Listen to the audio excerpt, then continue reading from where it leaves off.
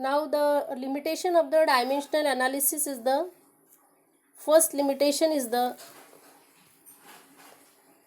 limitation of the dimensional analysis. The first limitation is the value of the dimensionless constant can be obtained with the help of the experiment only.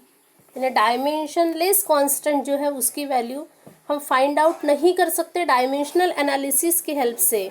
उसकी value find out करने के लिए हमें experiment की ही help लेनी पड़ती है. जैसे प्रीवियस हमने यूज ऑफ डायमेंशनल एनालिसिस में देखा, जैसे capital T period of an simple pendulum, हमें √L/g length of an simple pendulum and acceleration due to gravity.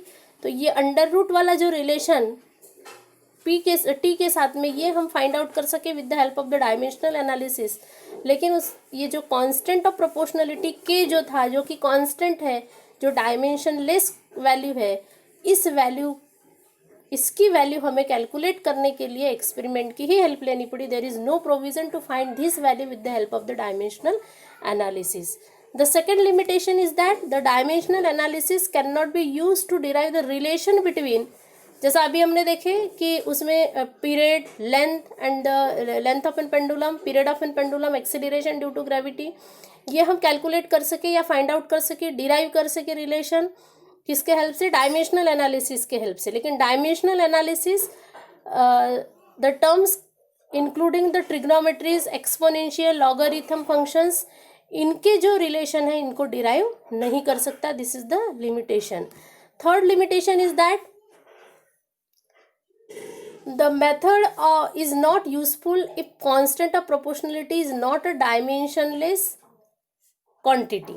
This method is not useful if constant of proportionality is not a dimensionless quantity.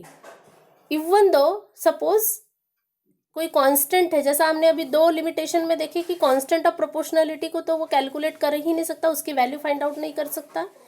लेकिन at the same time जो constant dimensionless नहीं है, is not a dimensionless, that value can not be also find out with the help of the dimensional analysis.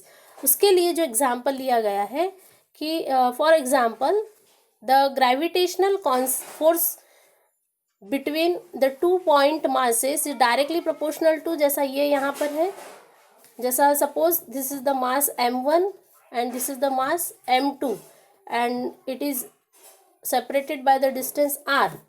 Then according to the Newton's law of gravitation, this value is F, force of gravitation, is directly proportional to the product of the masses m1 m2 and inversely proportional to the square of distance between them.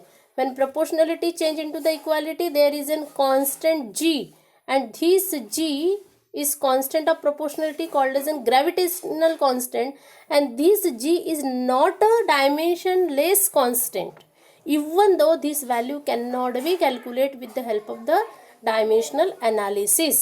okay, तो यही चीज़ यहाँ पर explain किया है कि according to the gravitational force between the 2 point masses is directly proportional to the product of two masses and inversely proportional to the square of the distance between them. In this way, इसलिए हम लिखे यहाँ पर f is directly proportional to m1 m2 and divided by r square. When proportionality change into the equality there is an g, constant of proportionality, and this constant of proportionality g is not dimensionless, thus earlier method will not be work. यानी dimensional analysis की help से हम g की value को calculate नहीं कर सकते. Okay, उसके लिए एक्सपेरिमेंट परफॉर्म ही करना पड़ता है. इवन दो दैट मीन्स पहला जो हमने लिमिटेशन देखे वो तो डायमेंशनलेस कांस्टेंट है इसलिए एक्सपेरिमेंट परफॉर्म किया, बट यहाँ पर डायमेंशनलेस कांस्टेंट नहीं होने के बाद में भी ये वैल्यू हम डायमेंशनल एनालिसिस की हेल्प से कैलकुलेट नहीं कर सकते. The fourth limitation is that, इसका चौथा लिमिटेशन ऐसा है कि if the correct equation contains some more terms of the same dimension, it is not possible to know about their presence using the dimensional equation. If the correct equation contains the same more terms, कोई equation correct है, even though कोई equation correct होने के बाद में भी यहाँ पर अगर ज़्यादा टर्म्स है सेम डायमेंशन की, लेकिन उसका प्रेजेंस ये डायमेंशनल एनालिसिस की हेल्प से नहीं बताया जा सकता। It is not possible to know about their presence using the dimensional equation. Dimensional equation की हेल्प से वो क्यों वहाँ पर प्रेजेंट है वो हम नहीं बता सकते। तो this is the limitation of the dimensional analysis.